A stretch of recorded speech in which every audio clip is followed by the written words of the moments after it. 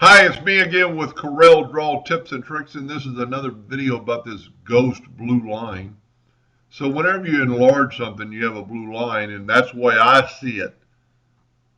And it's not a problem. Well, the friend of mine that I'm trying to help had never seen that before. Well, he has seen this before, but then a viewer watched one of my videos and commented, go to Options, go to Corel Draw, go to Display, and right here, highlight outline for selected objects.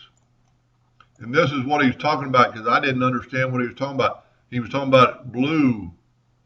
Well, when you select it, it's blue. And when you move it, it's blue. But then when you deselect it, it turns back to red. So he had never seen that before, and I'd never seen that before. So he's got that turned on. It's highlighting those objects. So if you do not like that, which I kind of don't like it, go to Options or go to Tools, Options, Corel Draw, and turn that off.